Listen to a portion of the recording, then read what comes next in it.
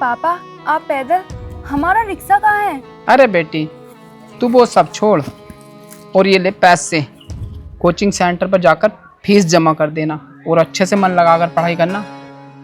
और बेटी ये इतने पैसे हैं, जब तक तू यूपी पुलिस में जाएगी ना सब में तेरे काम आएंगे। जब तू दौड़ने जाएगी तेरे क्राइम में काम आ जाएंगे। कागज तैयार करवाने में जाना पड़ता है, कहीं बाहर आना जाना पड़ता है। अरे मुझे तो इतना पता भी नहीं जितना तुझे पता है। कुल मिलाकर ये पैसे काफ़ी हैं बेटी तेरे यूपी पुलिस में जाने के लिए। पर पापा इतने सारे पैसे कहाँ से आए और हमारा रिक्शा कहाँ है? तू भी ना बेटी एक बात को पकड़ ही लेती है। मुझे बहुत तेज भूख लगी है, चल खाना लगा दे, अब खाना खाऊंगा।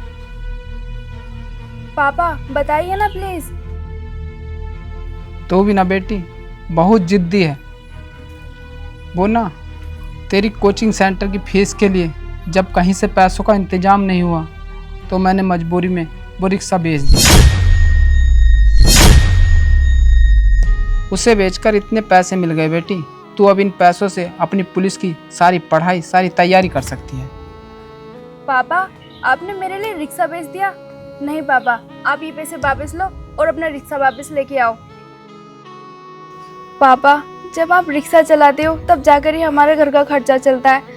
अब हम क्या करेंगे, कैसे चलाएंगे अपने घर का खर्चा? बेटी सबसे पहले तो मैं ये बता दूं, रिक्शा मैंने तेरे लिए नहीं बेचा, अपने लिए बेचा है। तुझे आज एक बात बताता हूँ, जब तू पैदा हुई थी ना तो तेरी मम्मी मुझे छोड़कर चली गई थी।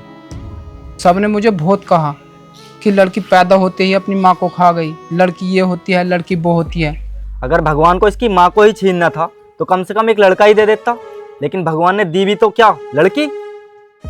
सबसे पहले तो मुझे ये बताओ, जिसे खुद को ये नहीं पता कि ये कौन है, जिसे अभी माँ शब्द का अर्थ भी नहीं पता कि माँ क्या होती है, तो वो भला अपनी माँ को कैसे खा सकती है? शायद मेरा और शांति का साथ यहीं तक का था, हमारी किस्मत में यही लिखा था, तो भला इसमें इस बच्चे का क्या दोष? और रही बेटी की बात, तो मेरे लिए यही मेरी बेटी है और यही मेरा बेटा। और जो मेरा सपना था कि मेरा बेटा पुलिस में जाएगा तो उसको यही पूरा करेगी। ये पुलिस में जाएगी और मेरा नाम रोशन करेगी। समझी बेटी? तू सही कह रही है, रिक्शा के चलाने की वजह से हमारा घर का खर्चा चलता था।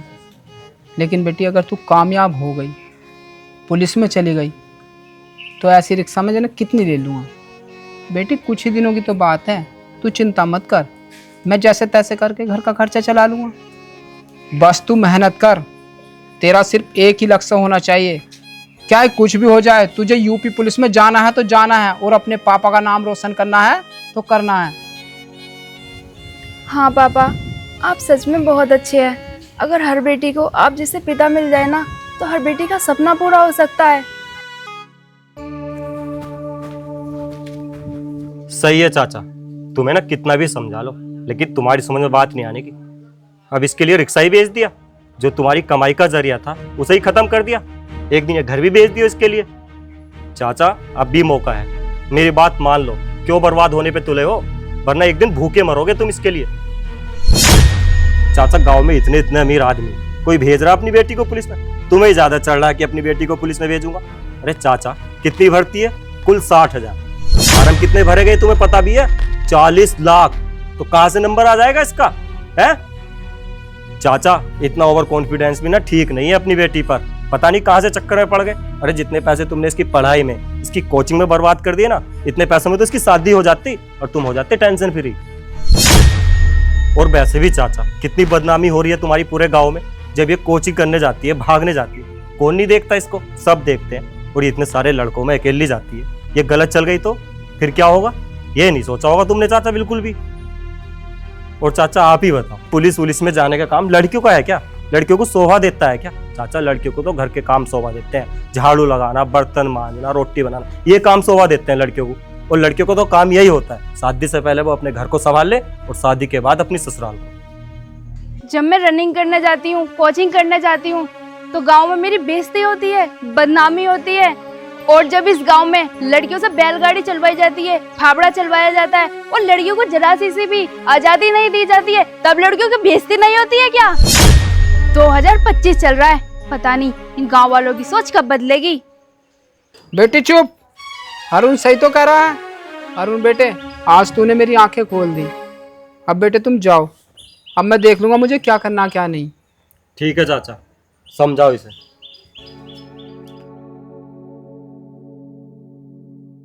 मिष्टी बेटे, ऐसे तू किस किस को जवाब देगी? ऐसे चुप नहीं होने के ये लोग, ऐसे सोच नहीं बदलेगी इन लोगों की।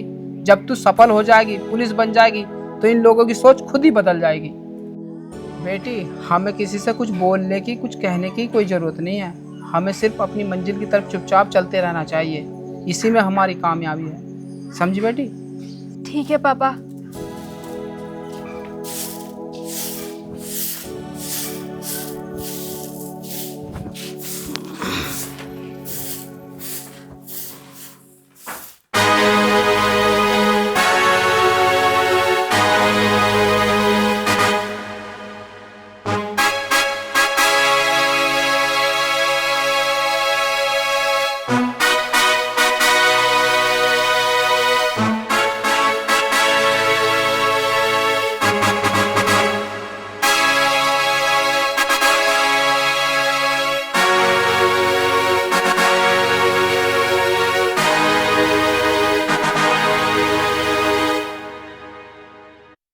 मिष्टी बेटी, आज तूने मेरा सपना पूरा कर ही दिया।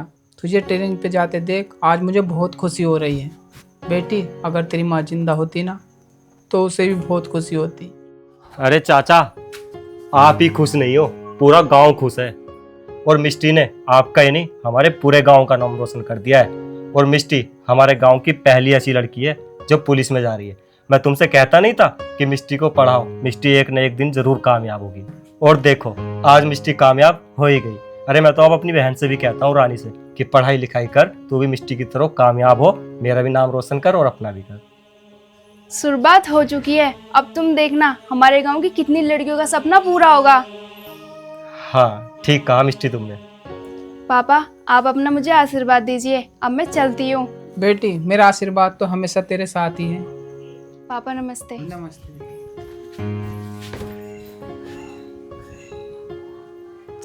तो हेलो दोस्तों, कैसे आप सब? उम्मीद करता हूँ दोस्तों सब अच्छे होंगे। तो दोस्तों जल्दी से पहले कमेंट करके ये बताओ जो आपने वीडियो देखी है वो कैसी लगी है। आई होप दोस्तों आपको ये हमारी वीडियो जरूर से जरूर पसंद आई होगी। अगर दोस्तों पसंद आई हो तो एक प्यार सा लाइक, शेयर और कमेंट के लिए तो हमने बोल ही दिया। और साथ ही साथ दोस्तों हमारे इस यूट्यूब चैनल को सब्सक्राइब जरूर से जरूर कर देना। जरूर से जरूर करना। हाँ, तो दोस्तों मिलते हैं अगली वीडियो में, तब तक के लिए बाय बाय।